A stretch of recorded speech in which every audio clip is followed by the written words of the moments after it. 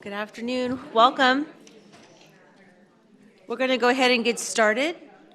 I'd like to welcome those that are joining us remotely. We have approximately 32 employers that are on the call and listening to us. And I know that we have plenty of employers here, approximately 56, so that's really a wonderful beginning to our meeting. And my name is Rita Gallardo Good, and I am the Assistant Director for Employer Services. Good afternoon. I'm Diane. Let me turn on my microphone and start over. I'm Diane Stanton. I'm the Director of External Affairs. So again, thanks everyone for joining. I wanted to also make sure that if we do have folks that are asking questions from outside, to please let us know. We'll read those questions into the room. For questions that are inside the room, if you could please just announce your name or your district, just again to help facilitate for the folks that are following remotely, that would be great. And before we get started with the actual formal agenda, I wanted to let everyone know, so for a couple of months now, we have been without a executive for our benefits and services branch. As you may know, Andrew Roth, or may remember, Andrew Roth left us for Texas. But I am very happy to announce that we have his replacement. He's in the back of the room. Bill Perez is joining us. This is his second week. He started last week, which was a board week for us, so nothing like trial by fire. And so we're really pleased to have him here. He's going to be here observing for most of the meeting, but I just wanted to make sure folks knew that decision has been formalized, and we are fully staffed from an executive level point of view. So with that, I think we're ready to get started. Yeah, just a few housekeeping items. I just wanted to remind those in the room that if you have a question for proper etiquette, please raise your hand, and we will make sure that we get a microphone to you. It's imperative that you use the microphone so that those that are with us remotely can hear your question. Please announce yourself and the name of the district that you represent. And with that, we'll get started. Great. So we'll start with our legislative update. We've got Joycelyn Martinez Wade.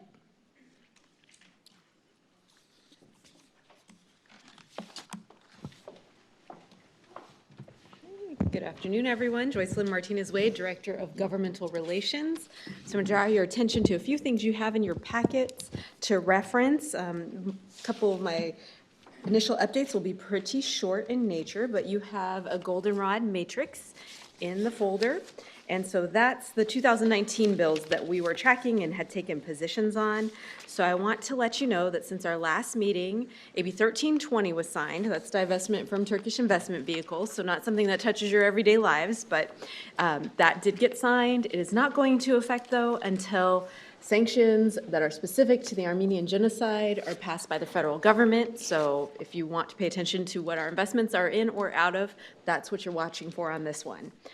More importantly, AB 1452, which is in the middle of page 2 of that matrix, is our kind of second housekeeping bill that we did last year regarding membership cleanup items. And if you've noticed on your agenda a little bit later on, we will have someone up here who will be talking about that more in depth. And I know we reviewed it at the beginning of last year's session, but just want to give you the update that that is now going to be in law as of January 1st.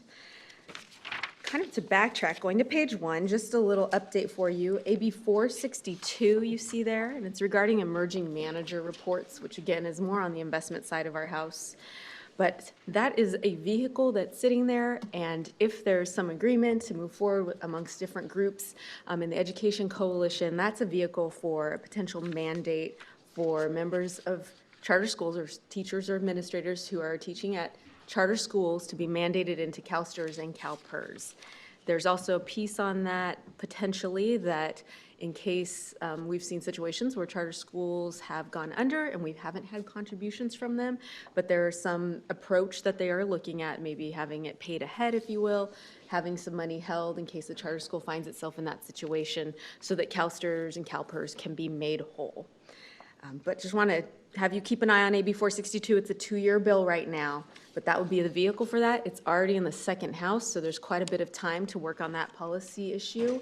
and it doesn't need to be determined until probably summertime. So I'll keep you updated as those conversations continue. That's it for the matrix. I think it's on the left side of your folder. You'll see things that look like our analyses. The first one says CalSTRS individual retirement accounts. So there are a couple proposals that our board looked at last week to see if they wanted to sponsor them. So that's the first one, the CalSTRS IRA. And so I'll just go over these briefly because, again, I don't think it touches your everyday lives too much. But we currently offer 457 plans, 403B plans, and Roth products for both of those. This proposal would be to allow us to offer a Roth and traditional IRAs to everybody who has ability to be in our 457 and 403B plans. And so if they find themselves in a situation where they want to roll over or make end-of-year tax contributions, these products would also be available to them. So that's something we're looking at doing this next year, and I'll bring you updates on that if we're able to find an author and move that through the process.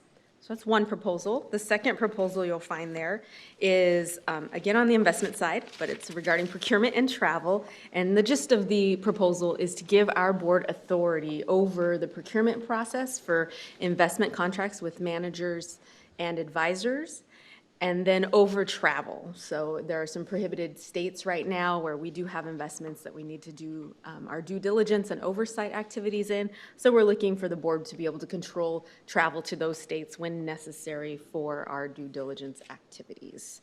Just pause right there on the 2019 legislation and proposals, the substantive proposals for 2020. Any questions on those? Okay, very cool. Then what I want to spend a little bit more time on is the next document that's in your packet, and it says SB XXXX. So this is our 2020 housekeeping proposal. This is the draft analysis. It will be a Senate bill this year. It hasn't been introduced yet, so we do not have a bill number. That's why the X's are there. But I wanted to go through these different pieces, which I do think have a lot more application to what you're working on, and see if you have any questions for us. Definitely keep an eye on this bill. I'll come back with the bill number.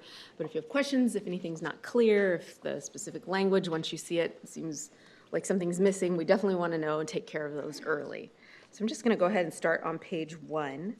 And you see it says basic and excess sick leave days. And the idea here is to provide clarification to a lot of different parties to make sure we know exactly what we're talking about when we talk about basic and excess sick leave. So, and the importance here, of course, is that the basic sick leave is covered by the 0.25% contribution that you all send in from the employer side on employee salaries and credible compensation. So that's covered with, or mostly covered by that 0.25%. But if there's any excess sick leave that someone has at the end of their career, their last employers are responsible for paying for that. So we want to be very clear about what's covered by the contribution and what might need to be covered at the end of a career if someone has that accumulated and wants to turn it into service credit when they retire. So if you'll notice toward the bottom of the page, basic sick leave days, 12 days for everyone. So just if you're offering 12 or less, anything less, that all counts as basic. If you're offering anything more than 12, so 13 to 500 or whatever it might be, those are all excess sick leave days. So we're going to put that very plainly in the statute. So hopefully there are no more questions. So make sure to look at that when you have that language in front of you, but the idea is just to be very clear that anything greater than 12 is excess.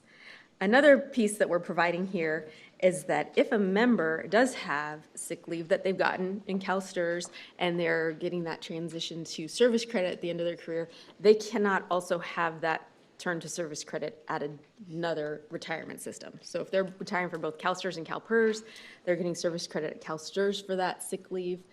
They can't also get that at CalPERS because it's not funded for both. And just some other kind of reorganization and clarifications around the definitions that are associated with sick leave. I'm going to pause there for a minute and see if there's questions on that one. It's very much meant to be just clarifying in nature. I know the statute's been confusing, so we want to kind of get away from that if we can. Going to page 2. I'll cover all 3 of these and stop for questions, but you're familiar with the list of credible service activities in our definitions section, and we had worked on a bill a few years ago, and inadvertently, the work of audiometrists was accidentally excluded. It was not meant to be. Audiometrists are creditable. Their work is creditable to CalSTRS. I think, and let us know if you have a situation where you have a situation where you have questions about that, because I think we've at least anecdotally thought that all audiometrists that you may have employed their service credit is all coming here, their contributions is all coming here.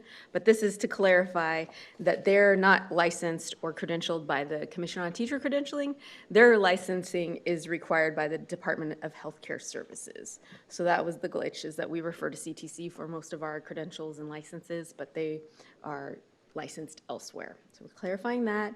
We're also getting rid of that specific list of healthcare activities in the list of credible service activities, and we're just going to say that more generally that it's health services under the California Public School Health Program.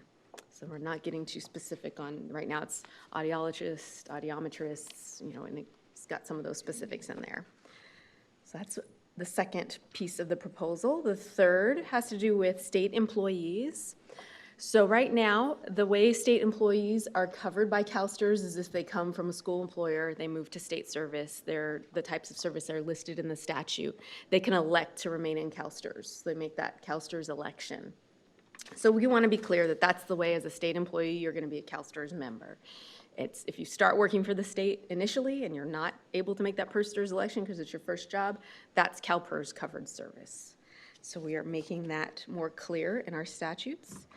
And then overtime is a word we have defined in our statute, but it's not used anywhere else besides the definition section. So we're going to go ahead and repeal that. You're familiar that if members work more than a year of service credit in a school year, it goes to the contributions go to the defined benefit supplement account at the end of the year. And so overtime is just not a word that we need anymore. Questions on those?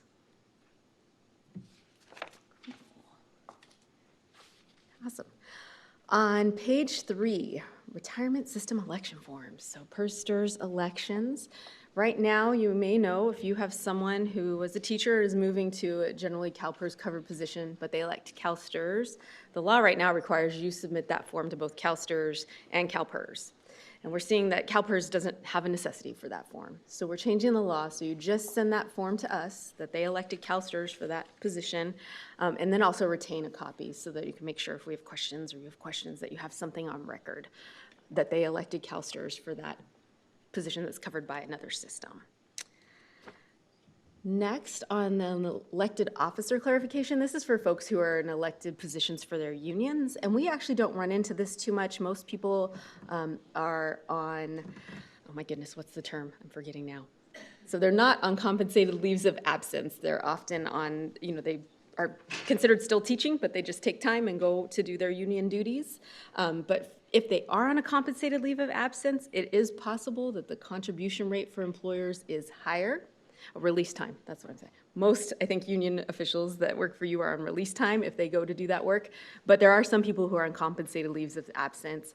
There could be a higher contribution rate for employers for that service. We're clarifying that if they're only doing that work half-time, you only have to pay that higher contribution rate half-time, not for the entire position.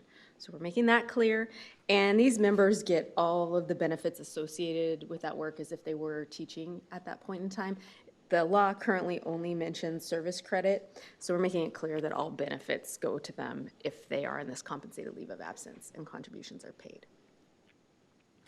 And then the next one down on page 3, and it goes on to page 4, but this is about the CalSTRS Retirement Incentive Program. So this is where, I don't know if any of you are offering it now, but the employer decides that they'll be able to save money if they offer 2 years of CalSTRS service credit. So they work with us to cover the cost of that, prove that there will be savings to the employer. And there are rules around when that member can then return to work if they retire with this incentive. And that has to be within a certain window period that the retirement takes place.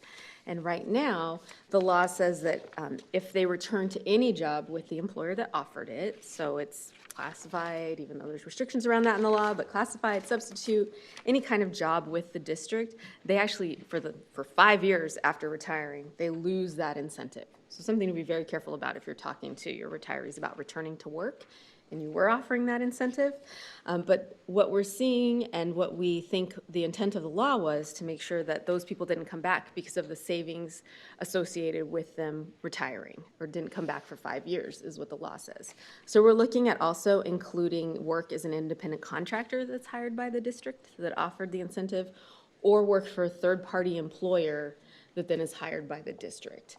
And so it's kind of closing that loophole there of where an individual might be working. So I'm gonna pause on those three. See if there are questions. Okay, great. Next on page 4, okay, here we're getting into some really techie kind of clarifications, and some of these they're predicated by the fact that we have our, of course, pension solution, our new pension administration system. The law is silent on some of these issues that are coming up here, so we just need to be specific about how we're handling them. But the first has to do with benefit effective dates, and we just want to use the right words to be clear that if a member is purchasing service, they can't retire until the day after they finish purchasing that service. Right now it says, I believe it's no earlier than the date upon which they complete the service, but they can't retire and be active in paying for that service on the same day. So they have to retire the day after. And then for the cash balance, we're looking at the retirement being no earlier than the first day of the month in which we receive the application. Moving to the break in service for termination benefits for both DBS and cash balance, we are switching from 6 months to 180 days, which is conforming to other sections of law that use 180 days, not 6 months, so very minor change there. And then for employment certification for CB retirements at the bottom of page 4, this is to confirm that a member has actually stopped working when they are retiring from cash balance. And we're just being clear that we can accept electronic formats of that in the future because Pension Solutions should be able to do that for us. Right now we use paper forms. And the next two have to do with deadlines for cash balance retirements and terminations. So for CB retirement, these are for application change request, for CB retirement. So if somebody submits their retirement application, decides they want to make a change, we put some deadlines in there for them within 30 days of receiving the first payment. I think that's right. Yep, and that they have to repay any benefit they've received within 45 days, and then on the CB annuity termination, letting the member choose the date, provided that it's no earlier than the first day of the month in which we receive the request to terminate the cash balance benefit. And so those last couple especially, are to make sure there's specifics in the law that then are programmed into the system so that people know what the rules are, that they're clear, and nobody's treated differently. Any questions on that? Those last pieces? Did I say question? Question over here.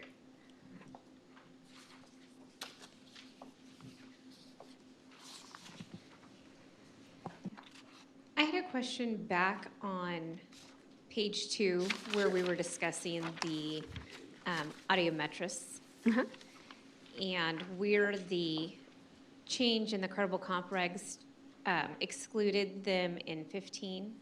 It also at that time excluded other health professionals like your behavioral analysts, your occupational therapists that are also issued licenses by the same as your audiometrists. Would they be then included with this change? So the change that inadvertently excluded audiometrists was in AB 963, so it wasn't the credible comp regulations. It was a piece of legislation, and I think the tie-in here, and then people in member account services can help me that are experts on this, but that the law used to say that it was anyone that was licensed or certificated under the education code. And so the education code has always contained a section in it on audiometrists saying that they were licensed by Department of Health Services or Healthcare Services. Its name's changed through the years. And so they were always included because our law used to refer to the ed code in its entirety, and then we narrowed it to the CTC. So we missed out on the audiometrists. I do not know for a fact that those other positions that you mentioned were covered in the broader education code at the time, so I don't know that they were creditable to CalSTRS.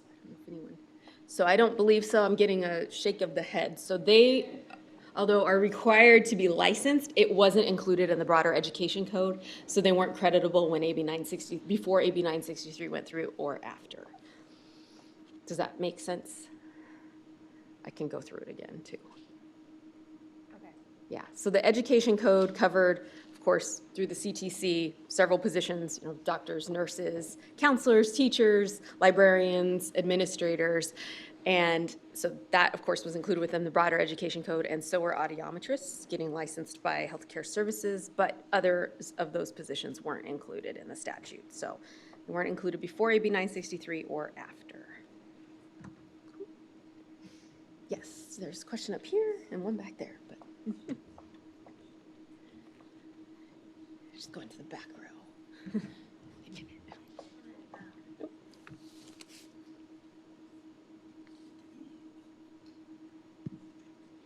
you. I just wanted to clarify on page 4, on the one that CalSTRS Retirement Incentive Program and Post-Retirement Employment. The measure includes taking any job as an independent contractor or as a third party that is doing credible service, right? It wouldn't pertain to somebody that came in and worked on the windows as a third party. It actually does apply very broadly because it says any job in current law, so it's any job, not just credible service or credible service activities. We're, of course, familiar with post-retirement work, which refers specifically to credible service activities. Yes. This section of the law, any job. It's any job that they take with the district that offered. And currently, of course, it's taking that employment directly with the district. But if they take any job with windows or whatever they might do, they would lose that incentive if we were to know about that. Wow. Yes. That would be hard for us to know. Right. So the visibility is something that isn't perfect all of the time, but if we do know about it, there were supposed to be savings with that person leaving their position. And so we want to make sure we're just covering any way that they might be reconnected with the district in any job, which again was, I think, the intent of the author when it went through. And whose responsibility is it ultimately? Is it the retirees to make sure that they don't do work for the district? Or is it the employer? And if it's the employer, what's the liability? What is the penalty? Right, for so the employer? there's no penalty. The statute does say that the employer does need to inform people that they're rehiring or hiring as retirees of this section. So the employer is responsible for informing retirees of the post-retirement earnings limit, the $0 earnings limit, this limitation if they did receive a retirement incentive, but there's no penalty, but the employer is responsible for letting them know. And then up front here, yeah, you're welcome.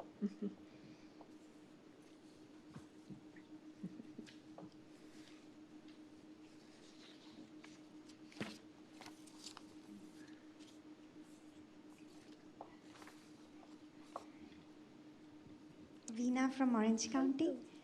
This is not to regarding this, but there is information covered about the basic and excess sick leave. How come there is nothing covered about all that information we gathered that employers will be paying upfront the excessive costs? Thank you for bringing that up. Yeah, so the excess sick leave and paying for that at the end, currently paid for at the end of the career, the idea of paying for that as it's granted, that was a proposal we were working on a couple years ago.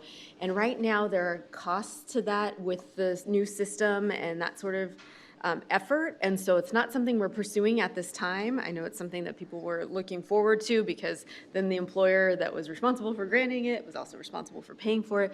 But we're not able to go forward with it at this time because of the costs. But it's still It's still something that's on our minds, okay. but we're not pursuing it at the moment. So Thank please you. keep asking. Anything else? Definitely thank you, everyone, for taking the time to ask questions now. And as you look through this, and like I said, when you get to see the language, take a look. I feel like in the last couple of years, when we've been able to partner with you early at this November meeting, we've actually gotten to the process to go very smoothly with not a lot of questions. So you're definitely helpful in that. And I appreciate anything you bring to our attention so we can fix it before we get off the ground too far. So thank you again for your time. Thank you, Joycelyn. And with that, our next item will be the Pension Solution Project Update. I'd like to welcome John Hammond.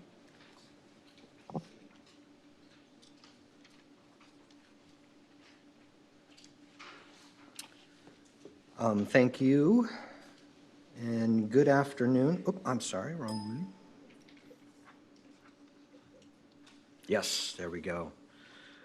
Okay, I'll start again. So, hi, I'm John Hammond. I'm the manager of the Employer Readiness Team, and I'll be bringing the Pension Solution update to you today. For anyone who is unfamiliar with what the Pension Solution is, let me bring you up to speed really quickly. This slide is probably familiar to many of you, but the Pension Solution Project, it replaces the CalSTRS pension administration system to which you access through the secure employer website, through So Today. That's how you access the pension administration system from an employer perspective. Tracks member service credit and compensation throughout their careers, aligns with the CalSTRS strategic plan, and delivers 4 primary benefits to the organization and those they serve. Now, those benefits are listed here. Again, this could be familiar to many of you, but let's just go through it to make sure that we understand why we are doing this project. Those benefits are increased ability to respond to customer and business needs, enhanced services to members, beneficiaries, staff, and employers, gain long-term operational efficiencies, and improve internal controls. Now, this timeline, again, is probably familiar to most of you, and last EAC, I spent quite a bit of time on this slide, and so you can go back to see that presentation back on the CalSTRS YouTube channel. You can watch the last EAC, and I think we can all agree that it was a spectacular presentation, and I think I changed some lives that day, and so who am I to judge? Just go back to the CalSTRS YouTube channel, look up EAC, and you'll see the presentation on this slide, which is chock full of great information, and it might just change your life as well. But for today, I want to use this slide to focus in on FR1, also known as the soft launch of the employer readiness environment, or the employer testing period. And I want to address the real burning question right now that you probably have is, when will I be able to test in the employer readiness environment? What month, what day, where do I fit in this whole schedule here?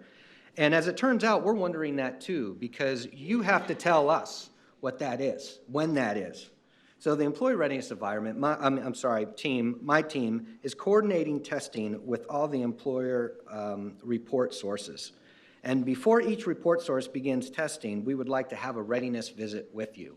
So before you test, my team would like to come either for an in-person visit, or we can do a virtual visit, which would be like a webinar specifically for you. And essentially, that visit will start your testing period. So it's really important that we get that on the calendar and that we're meeting and visiting with all the right people who are going to be testing in the environment. And this visit is to ensure that you have a positive testing experience, that all your questions are answered specific to your reporting situation, and essentially to make sure that you have everything that you need in order to be successful in the the employer readiness environment. Sometimes that's a mouthful, so we have a lot of acronyms around here. I have to catch myself. Now, if you are not a direct report source, you'll need to contact the county that you report through today and ask them what the testing plan is for you. And either they'll have an answer for you, or they'll let you know when they will have an answer for you. But somehow we're going to have to involve you. Now, that doesn't mean everybody's going to be testing, because some employers don't even use the the secure employer website.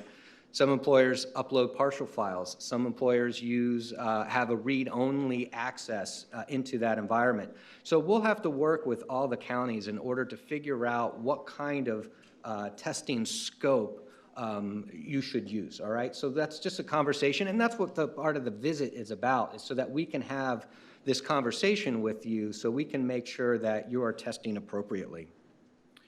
Now, we also know that if you are a direct report source, you either have a custom payroll system or you have a vendor-supported payroll system, right? So you're kind of one or the other. If you have a custom system, you can contact us right now to schedule that readiness visit. So I know for a fact that February 4th is wide open. So you are welcome to schedule with me right now. Going once, going twice. No, I don't want anybody to schedule with me like that. But if you contact us, we can make sure that you get the month and day that you want to start testing. We want to make sure that it's going to work for you. And you can contact us today. You can email us, and our email is going to be at the end of this slide. Now, if you have a payroll vendor, it's a little bit more nuanced. You would need to contact your vendor and ask them, hey, vendor, when are you going to be ready for me to test? Because it's a little nuanced in the sense that we know that if we want you to test a new file format and your vendor has not updated the system to create a new file format, you obviously can't test for that, right? And so that's why we want to make sure that you're communicating with your vendor to find out when is the appropriate time for you to start testing with their payroll product, okay? So that's the general strategy to begin testing. You let us know when you are ready. We do a visit, and then now you're testing in the employer readiness environment. And so that's a lot of information right there. So let me pause there for a second and just ask if there's any questions about that. Okay, well, if any questions occur, please don't hesitate to contact my team at psemployerreadiness@calstrs.com. That email is on the end of this slide as well. For the next slide, this is really my last slide, is simply a 3-month look ahead from this month. So we just completed the soft launch kickoff webinars. I hope you all attended. If not, you know who we know who you are. Don't you worry, though, because we are creating a presentation, and we're going to put that on CalSTRS' YouTube page, where we put all our other riveting material on there, and for you to be able to watch that if you missed it by chance. We also launched our employer support portal, and that's available today. So you can go there to employersupport.calstrs.com, and you would see there we have a learning management system there where you could take computer-based trainings today if you wanted to do that. Our technical documentation is there, like the new file format, file specifications, the crosswalk guide. It's just FAQs, just tons of material there for you to access. There's no login screen. You can just go there and you can self-serve and get what it is that you need. Also this November, we're initiating the employer pilot. And what that is there's a handful of employers who are ready with the new file format. And so we are going to visit them. We're going to start next week. And we are going to essentially do a visit. We are going to have the employer start testing and use our material to support them through those testing activities. And then we're going to get lots of feedback. And we're just going to make our testing instructions and our materials and our processes, we're going to make them just better, even better and better. And that's what the pilot phase is about, is just making our materials as best as they can be for you. So going into December, we're going to be continuing to do some pilot visits, gaining some feedback, making our materials even better. And then in January, we're going to finalize all our materials. We're going to be scheduling, obviously, employer readiness visits during that time as well. And then we're going to be initiating employer readiness targeted outreach. And so essentially what we're looking for is the soft launch of the employer readiness environment is about 2 years. And we want to make sure that everybody has ample amount of time to test in the employer readiness environment. And so when we come into January, we're going to look at who are the employers who need to be testing, who do we not have a visit scheduled with.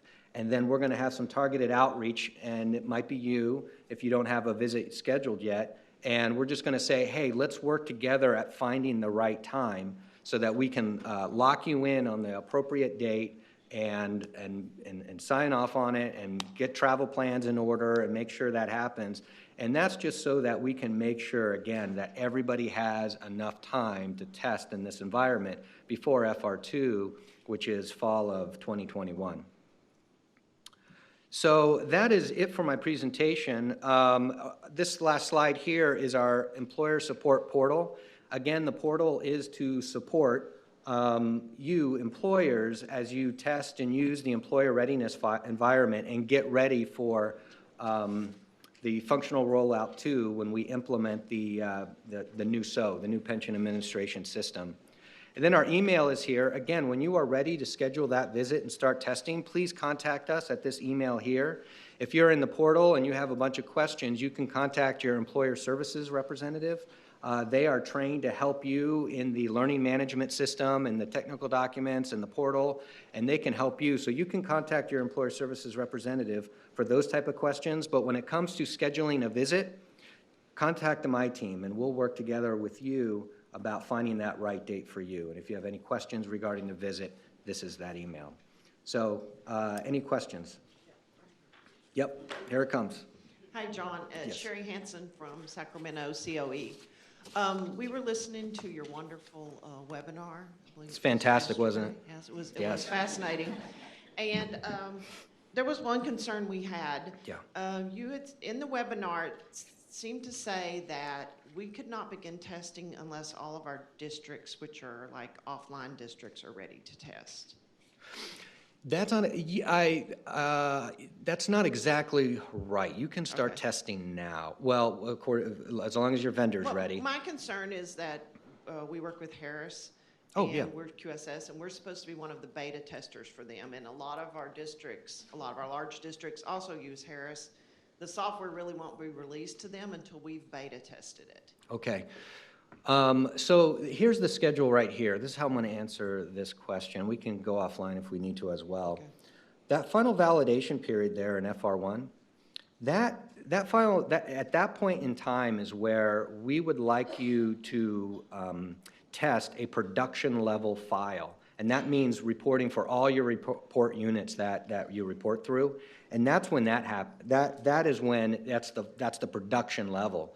But if you want to start testing now, just to see if your system can create new file format, you don't need to have all your districts ready in order for you as the county to start testing. Okay, so would we set up our appointment prior to our beginning to test? Yes. Okay. Yeah, contact us at that email, and we'll work with you at finding the right time for that visit. And yeah, and then put all those nuances there. And we know that everybody's going to have a very specific, very unique visit, if you will, because all the counties are different. So, Thank you. any other questions? Okay, well, thank you. Again, any questions? There's our email address. Thank you so much. Thank you for being so entertaining. Oh, you're welcome. Thank you. Thank you, John. I know that Member Account Services is eager to support the employers as we go through the Pension Solution and Benefit Connect exercises, so just know that we're here to help you and support you and provide you with information.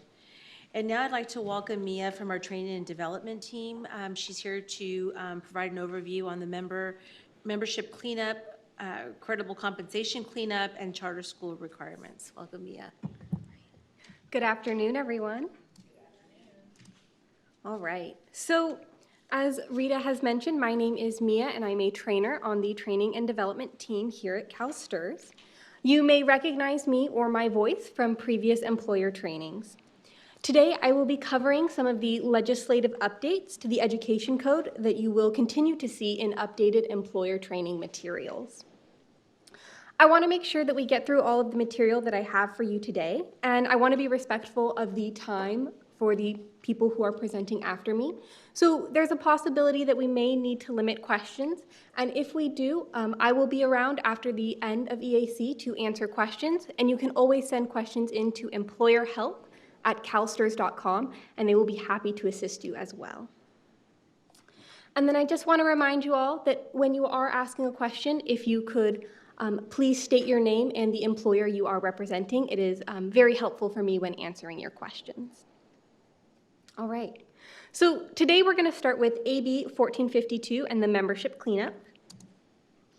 And so some objectives that I have for you today is that you'll be able to explain CalSTRS defined benefit membership, and that you'll be able to recognize the changes to the CalSTRS defined benefit membership in the Education Code. So that's what I hope that you get out of today's presentation.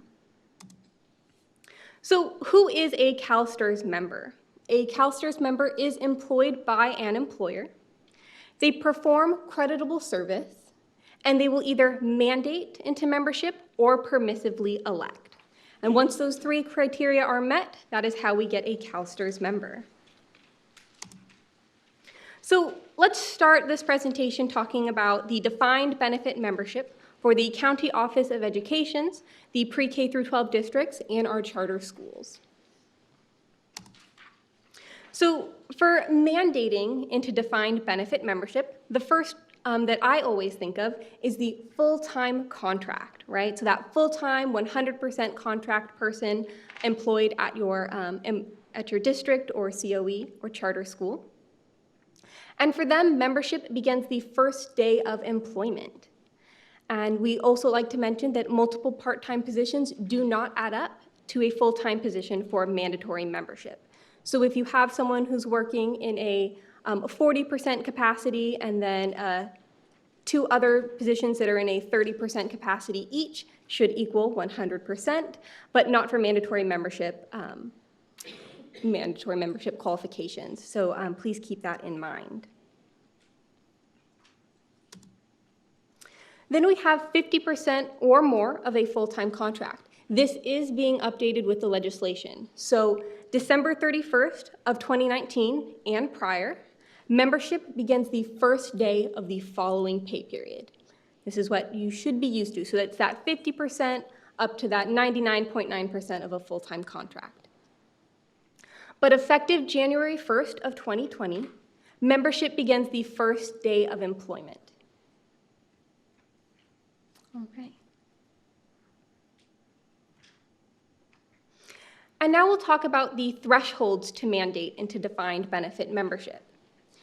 Do we have any CB employers in the audience today?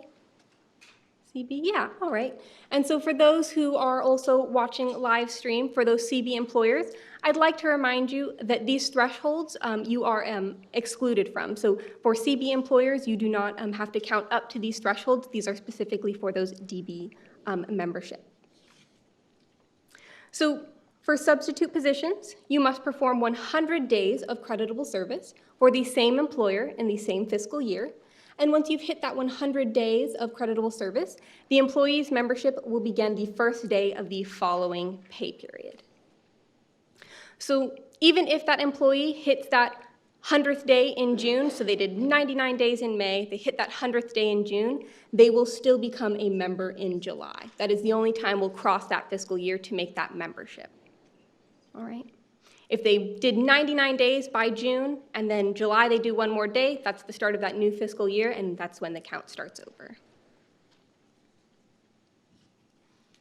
For part-time hourly positions, another reminder to our CB employers, you do not have to count these thresholds as well.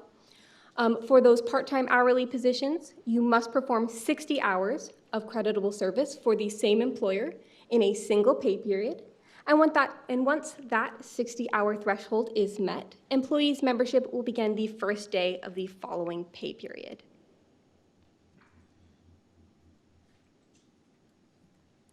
For part-time daily positions, it is 10 days of creditable service for the same employer in a single pay period. And once that 10-day threshold is met, the employee's membership will begin the first day of the following pay period. Hopefully you've noticed a theme, right, with our threshold memberships, that you make them a member the first day of the following pay period once they have met that requirement. And again, CB employers do not count for these thresholds. All right. Are there any questions? Yes. Isn't this the way that it always was? So I don't see the cleanup part. So the difference would be for those 50% or more of a full-time contract, they are now members the first day of employment. Right. So yes, so the rest of this is the way it has been. You are correct. All right. Are there any other questions? All right. So now we'll talk about defined benefit membership for our community college districts.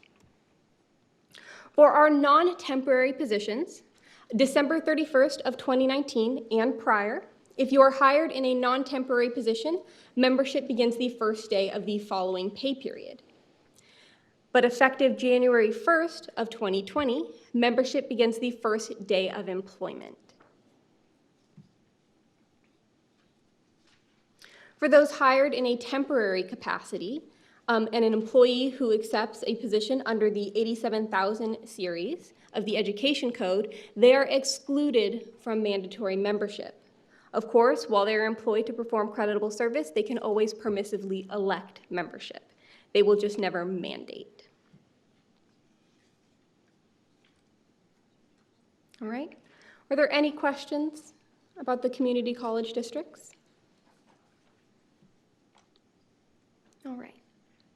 So, and now we'll talk about what applies to all employers. There are two positions that are excluded from defined benefit membership. Those are the exchange teachers and the sojourn teachers. So these positions will never mandatorily qualify for CalSTRS membership, and they are never eligible to permissively elect.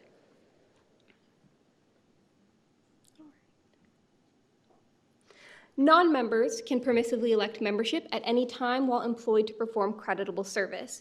And so these positions are those substitutes, part-time hourly, part-time daily, less than 50% of a full-time contract, and those who are temporary at a community college district. So for those positions who have a threshold, before they meet that threshold, they are eligible to permissively elect. Employers are required to give new hires a permissive membership form, the ES-350, within 30 days of hire. And then once that form is signed by the member, it must be received by CalSTRS within 60 days of that signature date.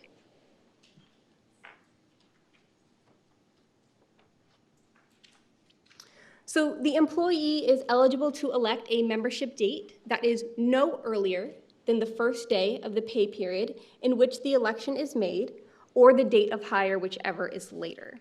So let's say you hire someone January 15th. The earliest they can elect a membership date for is January 15th. But let's say in January they weren't sure about being a CalSTRS member, so they waited for that next pay period in February. In February, they can elect up to February 1st, that first day of the pay period. So once membership with the defined benefit program is elected, all creditable service requires defined benefit coverage. Existing cash balance accounts and alternative retirement program accounts should be closed. And so those were the updates to defined benefit membership. If you'll recall, it was that 50% or more of a part-time contract is now made a member the first day of employment, as well as those non-temporary at a CCD, and that is effective January 1st of 2020.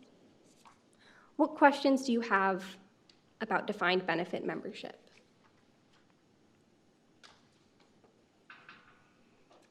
All right.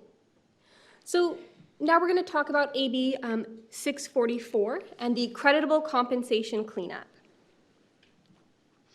So we're going to have a new definition of annualized pay rate, and we're going to go over that. And we'll also be covering that recognition of the changes to the creditable compensation in the Education Code. And I will preface that the changes to creditable compensation is a restructure of how the Education Code reads. So the law itself is not changing, it's how you read it. So annualized pay rate, as I mentioned, is a new definition in the Education Code. It is replacing what we used to say as compensation earnable. So it is the salary or wages a person could earn during a school term for a creditable service assignment if that assignment was performed on a full-time basis. And for outgrowth, the annualized pay rate would be the lowest annualized pay rate of other creditable service activities performed by that member for that same employer in that same school year.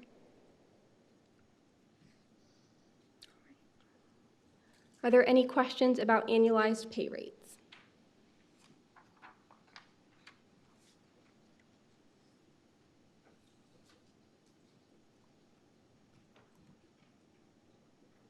So we'll start with the creditable compensation education code for those 2% at 60 members. So So creditable compensation is defined as paid in cash by an employer to all in the same class of employees for performing creditable service in that position. And so there are two categories of creditable compensation: salary or wages paid in accordance with a publicly available written contractual agreement. And when we say publicly available written contractual agreement, we mean that if we ask for it, you can provide that documentation. It can be that salary schedule, employment contract. We've seen board agreements before. And then remuneration that is paid in addition to salary. And it is provided that it is paid to all in the class of employees in the same dollar amount, percentage of salary, or amount being distributed. And we say paid in to all in the same class of employees, we really mean it's available to the entire class and paid to those who meet that requirement to be paid, right? So if it's a master's degree stipend, somebody who doesn't have a master's degree wouldn't be paid for that. And so included within those two categories, right? So there's salary, remuneration in addition to salary, and then included within that is pay for the use of sick leave, vacation leave, or employer-approved compensated leave of absence. So that is them using this leave, right? It is not leave buybacks. This is somebody taking that sick day, taking that vacation leave. And for employer-approved leave of absences, this is pretty narrowly defined in the Greater Education Code. And if you are interested in learning more about it, there was a wonderful presentation done in the May 2019 EAC by a colleague, and I highly recommend that you watch that to learn more about employer-approved compensated leave of absences. It includes things like maternity leave, military leave, and sabbatical. And then there are member contributions that are picked up by the employer. Amounts deducted from a member's remuneration, including participation in deferred compensation plans to purchase annuity contracts, tax-deferred retirement plans, insurance programs, and similar. And then lastly, we have any payments that the CalSTRS board determines to be creditable compensation. All right, and so that was the creditable compensation for 2 at 60. Are there any questions? All right. So for creditable compensation for 2% at 62 members, it is paid in cash by an employer for performing creditable service in that position each pay period that the creditable service was performed. So that is the big difference between our CalSTRS 2% at 60 and our 2% at 62 members. For our 2% at 62 members, they must be paid each pay period that the creditable service was performed for it to be creditable. And similarly, we see that it's broken out into two categories: salary or wages, and then remuneration in addition to salary. And it is only if it is paid to all in that same class of employees, same dollar amount or percentage of salary, or percentage of the amount being distributed. And then again, included within those two categories, we have that pay for the use of sick leave, vacation leave, or employer-approved compensated leave of absence, member contributions that are picked up by the employer, those amounts deducted from the member's remuneration, including participation in a deferred compensation plan to purchase that annuity contract, retirement plan, insurance program, and then remuneration that is paid for creditable service that exceeds 1 year in a school year.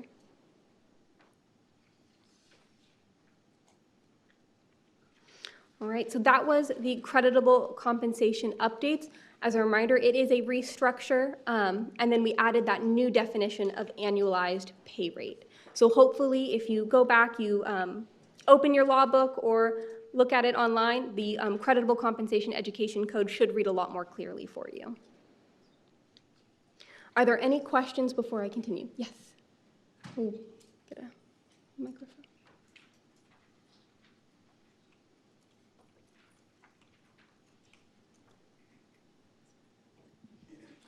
Dina from Orange County.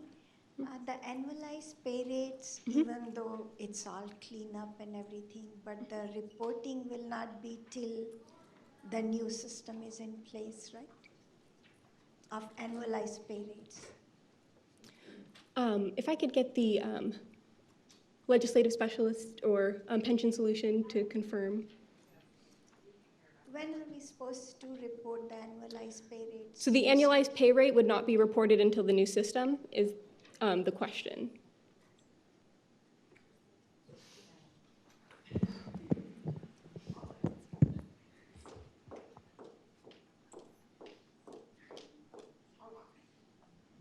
So the annualized pay rate is replacing the definition of comp earnable. So you do still report the annualized pay rate now. You just don't report it as an annual number. You'll report it, I mean, you could if you use a pay code 0, but you would still use the pay code. It's just the definition, what we're calling it's changing in the law.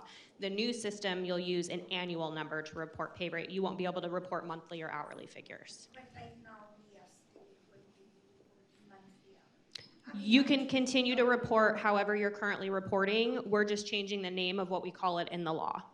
Mm-hmm.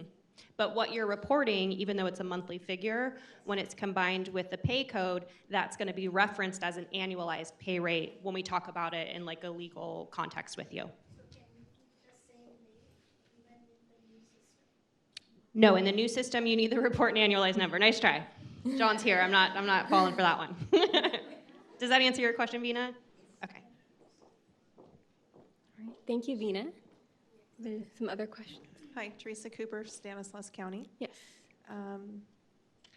We are only a DB county, not Right. CB. Okay. I have a few districts that have hired substitutes, subbing in a classroom, so sub-teachers.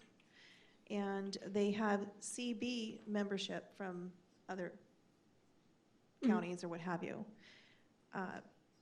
They don't mandatory qualify for DB for the sub work in our county, correct? Correct, because they are a CB participant. Okay, so then I was correct in telling them, give them the permissive form to elect. Yes, if they are interested in electing defined benefit membership, absolutely. Smiling because I'm glad I did that. Thank you. Who else had a And question? we can report them as non-members if they do not elect. Yes. Okay. Hi, Anna Lambert, Riverside County. The credible compensation for 2% at 62, you said member contributions that are picked up by the employer. Yes. The employee can pay the contribution on behalf of the employee for PEPRA for 2% at 62 members? So the employee, these are contributions that are picked up by the employer. And if I can get a legislative, yes, so the employer can pay these for the employee. So this is in reference to the, for federal law, so under the IRS code, so that the employer is picking up for tax purposes. That's what it's referring to. Oh, it's So the talking about the employer cannot pay for member contributions. So it's employer pickup for tax purposes. Tax Right. deferred, that's what we're talking Yes. about. Okay. My other question regarding approved leave of absences. We've had a discussion about 2 or 3 SEAC meetings in the past, regarding administrative leave. And we also were told possibly there will be a employer circular regarding that, that is not credible. So yes, employer administrative leave is not creditable as employer-approved leave of absence because that definition is so narrowly defined. It actually does list out what is considered that expressly authorized employer-approved leave of absence. So administrative leave is not creditable. I'm not sure as to the status. I believe we can speak to that of the directive. Yes, so it is coming. Sorry, can you reply that? We get a.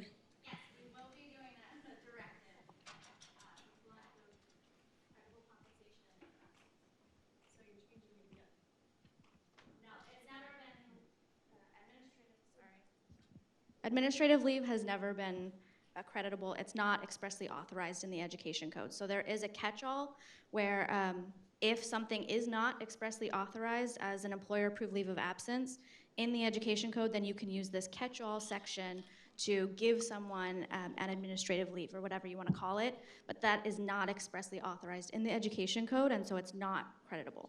Never has been. Yes. I'm sorry, I'm just kind of unclear for me because I'm submitting to STRS agreements for separation of service for those that are on administrative leave while they do their investigation of their naughtiness, if you don't mind me saying so, or not.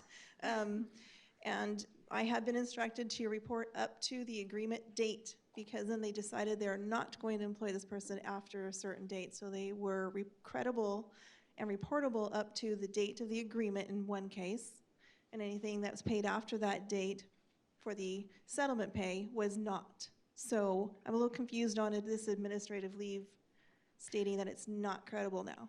So the situation that you're talking about, most likely we've been able to say that it is creditable based on one of these other specific leaves in the education code. I'm not sure exactly what your specific situation was, so I can't speak to it, but if we've determined that it's covered not as administrative leave, but as, you know, like in what you're talking about, like a fraud or something like that. Yeah. Whatever reason they put that teacher on leave, yeah. Right, right. So something like that is expressly authorized in a different education code. The saying it's administrative leave, though, and leaving it at that is not creditable. So please send us things like that, and we'll take a look at them on a case-by-case basis. And if it fits somewhere else, then yes, then we would make a determination that it is creditable. But if you call something administrative leave, that in and of itself is not an expressly authorized leave of absence.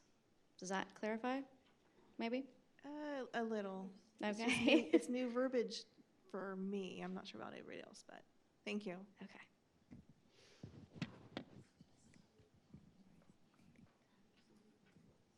Again, the May 2019 EAC presentation does cover this in much more depth. So if you are concerned about the expressly authorized leave of absences, I highly recommend that you watch that.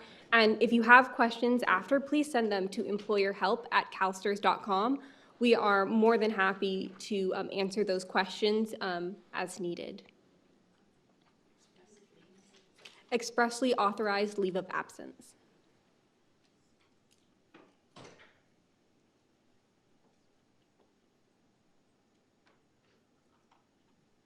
All right. Are there any more questions? All right, well, I will continue to the final portion of this presentation, which is on AB 1505 and the charter school requirements.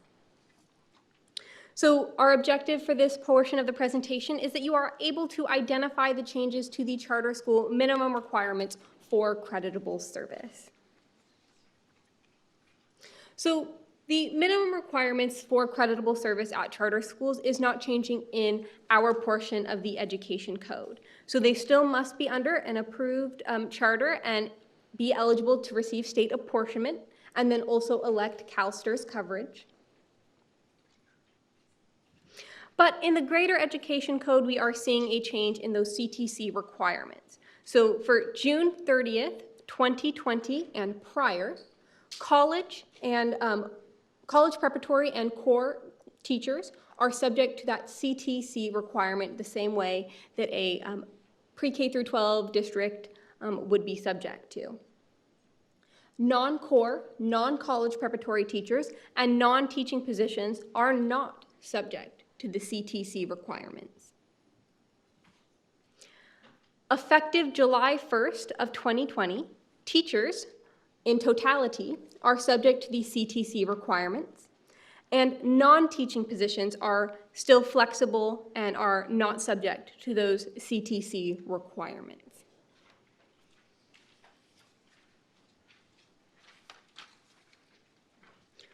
And so those are the updates that I have for you today. Are there any further questions?